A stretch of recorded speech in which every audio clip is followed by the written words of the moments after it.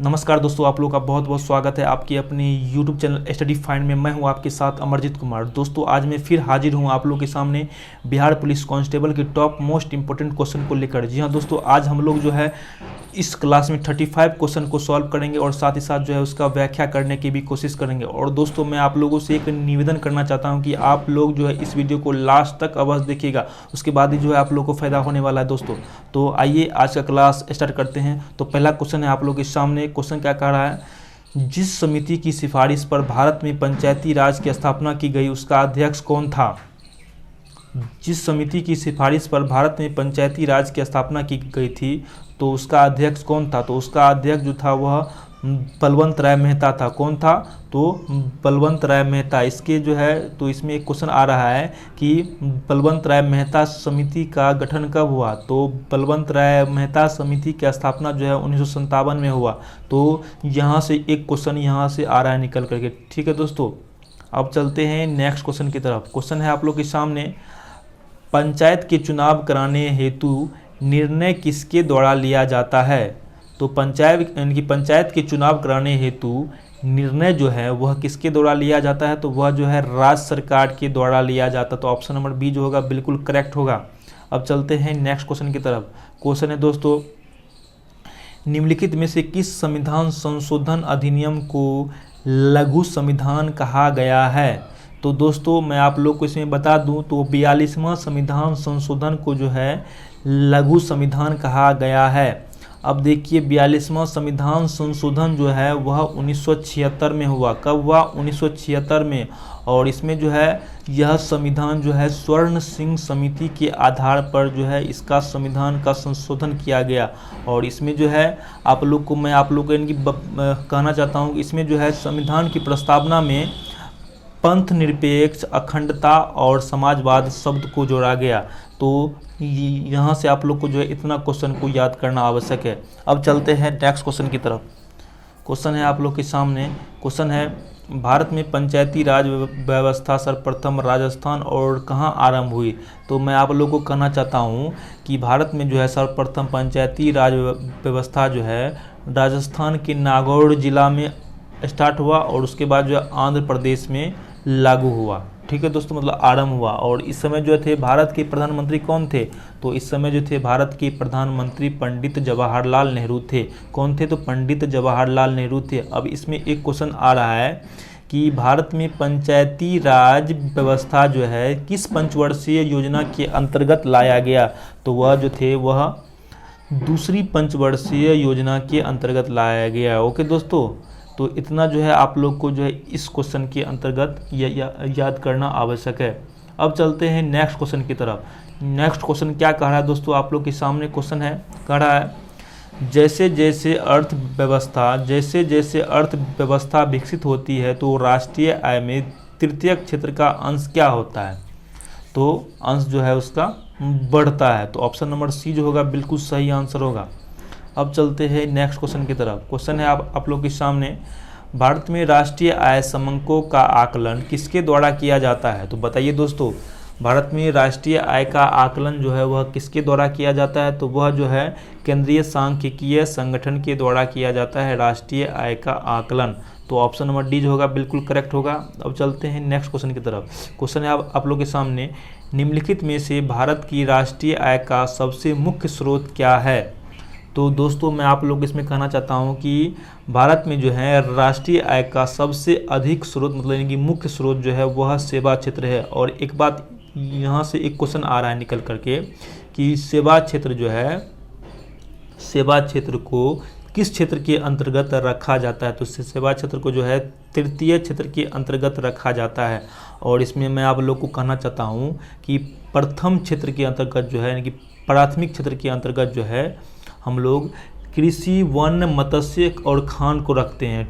ठीक, और द्वितीय क्षेत्र के अंतर्गत जो है हम लोग विनिर्माण और निर्माण क्षेत्र को रखते हैं। और तृतीय क्षेत्र के अंतर्गत जो है हम लोग सेवा, व्यापार, परिवहन, संचार, बैंकिंग आदि क्षेत्र को रखते हैं। तो इसका आंसर जो होगा ऑप्शन नंबर ए सेवा क्षेत्र। अगर इसमें सेवा क्षेत्र ऑप्शन में ना रहे, अगर इसमें ऑप्शन में रहता तृतीय क्षेत्र तो ऑप्शन जो होगा करेक्ट आंसर होता है तृतीय क्षेत्र। तो इस क्वेश्चन से आप लोग को इतना जो है याद करना आवश्यक है। अब चलते हैं नेक्स्ट क्वेश्चन की तरफ। क्वेश्चन है दोस्तों आप लोग के सामने, क्वेश्चन है आर्थिक नियोजन विषय है किस, मतलब इनकी किस सूची में जो है आर्थिक नियोजन विषय को रखा गया है। तो आर्थिक नियोजन विषय को जो है समवर्ती सूची में रखा गया है। तो ऑप्शन नंबर जो है होगा सी, बिल्कुल सही आंसर होगा। अब चलते हैं नेक्स्ट क्वेश्चन की तरफ। क्वेश्चन है दोस्तों दूसरी पंचवर्षीय योजना की रूपरेखा किसने तैयार किया था। तो बताइए दोस्तों। तो इसमें मैं आप लोग को एक बात कहना चाहता हूँ कि प्रथम पंचवर्षीय योजना का रूपरेखा जो था वह हेराल्ड मॉडल पर आधारित था। कौन सा मॉडल, तो हेराल्ड मॉडल। और जब हम लोग आते हैं द्वितीय पंचवर्षीय योजना के अंतर्गत तो वह जो थे वह पीसी महालनोबिस के मॉडल पर आधारित थे। और यहाँ से एक क्वेश्चन आ रहा है कि प्रथम पंचवर्षीय योजना की शुरुआत कब हुई, तो 1951 से 56 तक, 1951 से 56 तक। और द्वितीय पंचवर्षीय योजना की शुरुआत जो है 1956 से 1961 तक, 1956 से 1961 तक। और इस समय जो थे भारत के प्रधानमंत्री कौन थे, तो जवाहरलाल नेहरू थे। तो इतना क्वेश्चन जो है आप लोग को इस क्वेश्चन के अंतर्गत याद करना आवश्यक है। अब चलते हैं नेक्स्ट क्वेश्चन की तरफ। क्वेश्चन है दोस्तों आप लोग के सामने राष्ट्रीय कृषि और ग्रामीण विकास बैंक नाबार्ड की स्थापना किस पंचवर्षीय योजना की अवधि में की गई। दोस्तों वेरी वेरी इंपॉर्टेंट क्वेश्चन दोस्तों। नाबार्ड NABARD, तो इसकी स्थापना जो थी वह किस पंचवर्षीय योजना के अंतर्गत की गई थी। तो इसकी स्थापना जो थी वह छठी पंचवर्षीय योजना के अंतर्गत की गई। और छठी पंचवर्षीय योजना जो थी वह 1980 से 85 के बीच चली थी। ओके दोस्तों, कब से कब तक, तो 1980 से 85 के बीच चली थी। इस समय भारत के प्रधानमंत्री कौन थे, तो इस समय जो थे भारत के प्रधानमंत्री, मैं आप लोग को बता दूं, इस समय जो थे भारत के प्रधानमंत्री इंदिरा गांधी थे। कौन थे, इंदिरा गांधी इस समय भारत के प्रधानमंत्री थे। ओके, और यहाँ से एक क्वेश्चन और उठ के आ रहा है कि नाबार्ड की स्थापना कब हुई थी। नाबार्ड की स्थापना कब हुई थी, तो नाबार्ड की स्थापना जो थी वह 1982 में हुई थी। तो इतना फैक्ट जो है आप लोग को इस क्वेश्चन के अंतर्गत ध्यान में रखना आवश्यक है। अब चलते हैं नेक्स्ट क्वेश्चन की तरफ। क्वेश्चन है दोस्तों आप लोग के सामने भारत में आर्थिक सुधार का जनक किसे कहा जाता है। बताइए दोस्तों, भारत में आर्थिक सुधार का जनक जो है किसे कहा जाता है। तो मनमोहन सिंह को जो है भारत में आर्थिक सुधार का जनक कहा जाता है। ओके दोस्तों, अब चलते हैं नेक्स्ट क्वेश्चन की तरफ। क्वेश्चन है दोस्तों आप लोग के सामने भारत में सबसे अधिक कॉफ़ी उत्पन्न करने वाला राज्य कौन है। भारत में सबसे अधिक कॉफ़ी उत्पन्न करने वाला राज्य कौन है दोस्तों, तो वह है कर्नाटक। कर्नाटक में जो है कॉफ़ी की खेती काफ़ी अधिक होती है। तो ऑप्शन नंबर बी जो है होगा बिल्कुल सही आंसर होगा। अब चलते हैं नेक्स्ट क्वेश्चन की तरफ। क्वेश्चन है दोस्तों ऑक्सीजन की खोज किसने की थी। वेरी इजी क्वेश्चन है दोस्तों, आप लोग जो है इसका आंसर हमें बता सकते हैं दोस्तों। तो इसका जो होगा आंसर ऑप्शन नंबर, अच्छा ठीक है दोस्तों, आप लोग को जो है इसका आंसर हमें कमेंट करना है, इसका आंसर क्या हो सकता है। ओके, अब चलते हैं नेक्स्ट क्वेश्चन की तरफ। क्वेश्चन है दोस्तों भाप इंजन का आविष्कारक कौन था। भाप इंजन का आविष्कार किसने किया था। तो भाप इंजन का आविष्कार जो थे वह जेम्स वाट ने किया था। कौन किया था, जेम्स वाट। तो ऑप्शन नंबर ए जो होगा बिल्कुल करेक्ट होगा।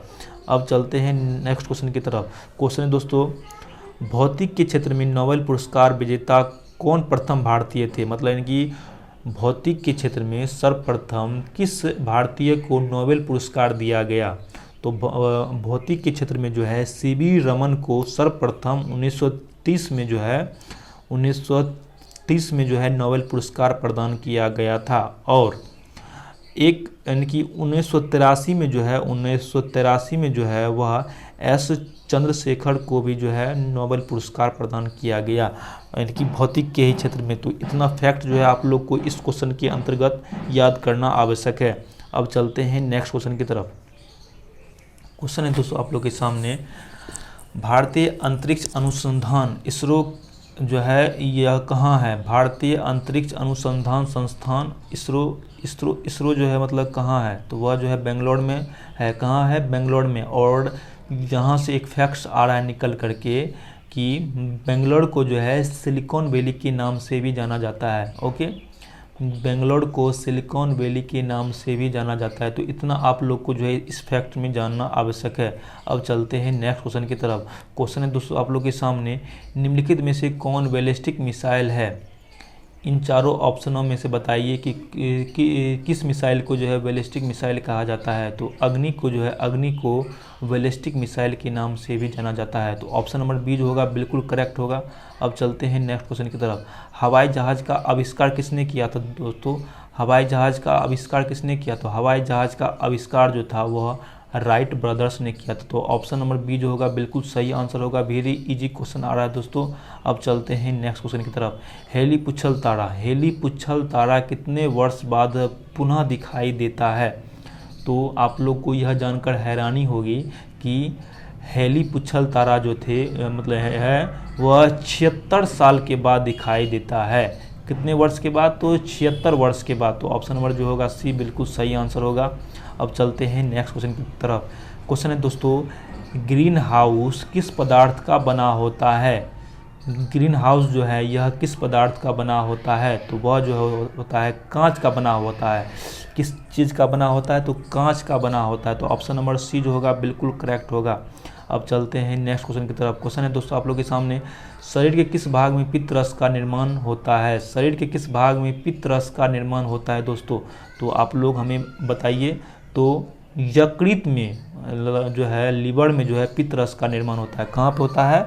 यकृत में या फिर लीवर में, यानी कि यकृत को जो है लीवर भी कहा जाता है। ओके दोस्तों, तो लीवर में जो है पित्त रस का निर्माण होता है। तो इसका जो होगा आंसर ऑप्शन नंबर ए जो होगा बिल्कुल करेक्ट होगा। अब चलते हैं नेक्स्ट क्वेश्चन की तरफ।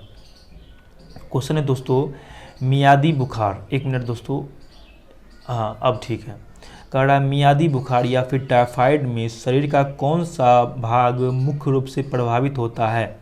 बताइए दोस्तों, यानी टाइफाइड में जो होता है, जो कोई व्यक्ति को टाइफाइड हो जाता है तो उसका जो है कौन सा भाग काफ़ी प्रभावित होता है? तो ऑप्शन जो है आप लोग के सामने ऊपर दिया हुआ है। ओके हाँ, ये आप लोग के सामने ऊपर है, सॉरी ऑप्शन है। ऑप्शन ए में है फेफड़ा, फिर है तिल्ली, फिर है लीवर, फिर है आंत। तो इसमें देखिए दोस्तों, जो कोई व्यक्ति को टाइफाइड होता है या फिर मियादी बुखार होता है तो उसका जो है आंत जो है काफ़ी रूप से प्रभावित होता है। आंत में काफ़ी फ्रैक्चर होता है। तो ऑप्शन में होगा डी बिल्कुल करेक्ट आंसर होगा। अब चलते हैं नेक्स्ट क्वेश्चन की तरफ। क्वेश्चन है दोस्तों आप लोग के सामने, क्वेश्चन है, शरीर में रुधिर का भंडारण किसे कहा जाता है? मतलब इनकी शरीर के कौन से भाग में जो है रुधिर भंडारित रहता है? तो तिल्ली में जो है, ऑप्शन नंबर ए, तिल्ली में जो है मतलब इनकी रुधिर का भंडारण होता है। रुधिर का अर्थ हुआ है खून, मतलब इनकी रक्त। क्या होता है इसका अर्थ? इसका अर्थ होता है रक्त।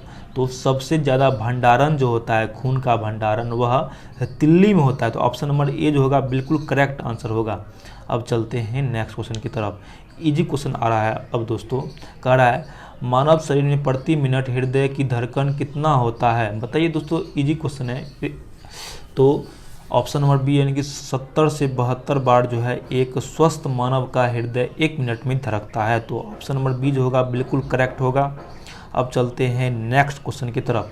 दोस्तों आज की क्लास में हम लोग जो 35 क्वेश्चन का टारगेट रखे हैं और आप लोग को हमें बताना है कि आप जो 35 क्वेश्चन में से कितना क्वेश्चन को करेक्ट किए हैं। ओके दोस्तों, तो कह रहा है क्वेश्चन, मनुष्य के शरीर में कुल कितनी हड्डियों की संख्या कितनी होती है दोस्तों? तो इजी क्वेश्चन है कि एक स्वस्थ मानव के शरीर में जो है 206 हड्डियाँ होती है। कितनी हड्डियाँ होती है? तो 206 हड्डियाँ। तो ऑप्शन नंबर बी जो होगा बिल्कुल करेक्ट आंसर होगा। अब चलते हैं नेक्स्ट क्वेश्चन की तरफ। कह रहा है दोस्तों, कौन सा विटामिन दूध में नहीं पाया जाता है? अच्छा हमको ये बताइए कि दूध में जो है कौन कौन सा विटामिन पाया जाता है? तो दूध में जो है विटामिन ए, विटामिन बी और विटामिन डी पाया जाता है। कौन कौन सा? तो विटामिन ए पाया जाता है, विटामिन बी पाया जाता है और विटामिन डी पाया जाता है। लेकिन विटामिन सी जो है, विटामिन सी दूध में नहीं पाया जाता है। तो इसका जो होगा आंसर ऑप्शन नंबर बी होगा। और क्वेश्चन में भी कहा है कौन सा विटामिन दूध में नहीं पाया जाता, तो ऑप्शन नंबर बी जो होगा बिल्कुल सही होगा, यानी कि विटामिन सी जो है यह दूध में नहीं पाया जाता है। अब चलते हैं नेक्स्ट क्वेश्चन की तरफ। क्वेश्चन है दोस्तों आप लोग के सामने, मानव में कोशिका में कितने क्रोमोसोम की संख्या होती है? क्रोमोसोम की संख्या कितनी है दोस्तों? तो मैं आप लोग को बता दूं, क्रोमोसोम की संख्या जो होती है वह 46 होती है। अगर यहाँ पे रहता है जोड़ा में, तो अगर यहाँ पे रहता 23 जोड़ा तो वो होता है आंसर। कुछ जो है स्टूडेंट जो है आंसर लगाते हैं 23 में, जो कि बिल्कुल गलत है। अगर यहाँ पे रहता 23 जोड़ा तो वो सही होता। तो इसका जो होगा आंसर यानी कि 46 होगा इसका right answer. Option number C जो होगा बिल्कुल करेक्ट आंसर होगा दोस्तों। अब चलते हैं नेक्स्ट। टेलीफोन के आविष्कारक कौन थे? टेलीफोन का आविष्कार किसने किया था? तो टेलीफोन का आविष्कार जो थे वह ग्राहम बेल ने किया था। टेलीफोन का आविष्कार जो थे वह आविष्कारक जो थे वह ग्राहम बेल थे। कौन थे? Graham Bell. तो ऑप्शन नंबर सी जो होगा बिल्कुल करेक्ट आंसर होगा। अब चलते हैं नेक्स्ट क्वेश्चन की तरफ। क्वेश्चन है दोस्तों, सूर्य का प्रकाश किस प्रक्रिया से पृथ्वी तक पहुंचता है? सूर्य का प्रकाश किस प्रक्रिया से पृथ्वी तक पहुंचता है? तो मैं आप लोग को बता दूं कि सूर्य का प्रकाश जो है वह विकिरण के द्वारा जो है पृथ्वी तक पहुंचता है। तो ऑप्शन नंबर जो होगा सी बिल्कुल करेक्ट आंसर होगा, विकिरण। अब चलते हैं नेक्स्ट क्वेश्चन की तरफ। क्वेश्चन है दोस्तों आप लोग के सामने, विद्युत चुंबक बनाने के लिए सामान्यतः किस धातु का प्रयोग किया जाता है? वेरी इंपॉर्टेंट क्वेश्चन दोस्तों, भे भी आए, इसको जो है आप लोग जो है याद कर लीजिए, एकदम घोर के पी जाइए दोस्तों। कह रहा है दोस्तों किस तत्व का प्रयोग करके विद्युत चुंबक बनाया जाता है? तो बताइए दोस्तों इसका आंसर क्या हो सकता है? तो लोहा का प्रयोग करके जो है, लोहा का प्रयोग करके हम लोग विद्युत चुंबक बनाते हैं। ओके दोस्तों, इसका आंसर ऑप्शन नंबर बी होगा बिल्कुल करेक्ट आंसर। अब चलते हैं नेक्स्ट क्वेश्चन की तरफ। क्वेश्चन है दोस्तों, ध्वनि की गति सर्वाधिक होगी, यानी कि ध्वनि की गति जो है किसमें सर्वाधिक मतलब सर्वाधिक होती है? और जो ऑप्शन दिया हुआ है उसी में से आप लोग को जो है चूज करना है। तो वैसे भी जो है दोस्तों ठोस में जो है ध्वनि की गति काफ़ी अधिक होती है। तो इसमें जो है लोहा एकदम ठोस है, तो लोहा में जो होगा वह ध्वनि की गति काफ़ी अधिक होता है। आप लोग देखे होंगे कहीं अगर जाते होंगे तो इनकी पटरी पर आप कान लगा करके सुनते होंगे, तो उसमें जो है आवाज़ बड़े दूर से आता है। तो इसी कारण जो है लोहा में ध्वनि का वेग अधिक होता है। तो ऑप्शन नंबर डी जो होगा बिल्कुल करेक्ट आंसर होगा। अब चलते हैं नेक्स्ट क्वेश्चन की तरफ। कह रहा है शून्य का आविष्कार किसने किया? तो बताइए दोस्तों, इजी क्वेश्चन है दोस्तों, शून्य का आविष्कार जो है किसने किया था? तो शून्य का आविष्कार जो है आर्यभट्ट ने किया था। लेकिन इस क्वेश्चन में आप लोग को जो ऑप्शन के अनुसार मारना है, तो आर्यभट्ट जो थे वह भारतीय थे। तो इसलिए आंसर ऑप्शन नंबर ए जो होगा बिल्कुल करेक्ट होगा, यानी कि भारतीय ने जो थे वह शून्य का आविष्कार किया था। गोबर गैस का मुख्य घटक क्या है? आप लोग जो है बचपन में गोबर गैस से बल्ब जलाते होंगे, आप याद कीजिए दोस्तों। तो उसका जो था मुख्य घटक वह कौन होता है?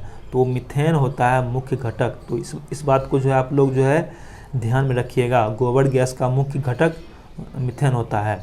अब देखिए दोस्तों, क्वेश्चन है दोस्तों, खाने के नमक का रासायनिक नाम क्या है? कितना इजी क्वेश्चन आ रहा है दोस्तों। यह क्वेश्चन बिहार पुलिस कांस्टेबल में पूछा हुआ क्वेश्चन है दोस्तों। तो आप लोग जो बताइए, सोडियम यानी कि सोडियम क्लोराइड जो होता है वह खाना का नमक में मतलब यानी कि नमक का नाम है, रासायनिक नाम है सोडियम क्लोराइड। और इसका फार्मूला क्या होता है दोस्तों? NaCl। क्या होता है फार्मूला? NaCl, वह सोडियम क्लोराइड का फार्मूला होता है। ऑप्शन नंबर बी जो होगा बिल्कुल करेक्ट होगा। आज की क्लास का लास्ट क्वेश्चन, जी हाँ दोस्तों, और आप लोग को जो है अपना स्कोर भी कमेंट करना आवश्यक है। उसके बाद ही आप लोग जो है अपने आप को आंक सकते हैं कि आप जो है कितना पढ़ने में तेज हैं, या फिर अगर आप 35 क्वेश्चन में से 30 क्वेश्चन को सही कर लिए हैं तो आप जो है पूरा का पूरा विश्वास यह लेके चलिए कि आप लोगों का बिहार पुलिस कांस्टेबल जो इस बार फाइनल हो जाएगा, मतलब रिजल्ट 100% होना आवश्यक है। ठीक, तो आज की क्लास का अंतिम क्वेश्चन क्या है दोस्तों, निम्न में से कौन सा उत्कृष्ट गैस नहीं है। तो आप लोग हमें यह बताइए कि नोबेल गैस को ही उत्कृष्ट गैस कहते हैं, तो कुल कितने नोबेल गैस है। तो मैं आप लोग को बता दूं, helium, neon, argon, krypton, xenon, radon, कुल 6 नियॉन मतलब यानी कि नोबेल गैस है, मतलब उत्कृष्ट गैस है दोस्तों। तो ऑप्शन में देखिए आर्गन, रेडॉन और नियॉन भी है, लेकिन ब्रोमीन जो है यह नोबेल गैस नहीं है। ब्रोमीन क्या है, यह नोबेल गैस नहीं है, इसलिए ऑप्शन नंबर डी जो होगा बिल्कुल करेक्ट होगा दोस्तों। तो दोस्तों अगर आप लोगों को आज का क्लास अच्छा लगा होगा तो प्लीज़ दोस्तों हमारे इस चैनल को सब्सक्राइब कर दीजिए और साथ में बेल आइकन को भी प्रेस कर दीजिए। तो फिर मिलते हैं आप लोग को नेक्स्ट वीडियो में। Thank you very much.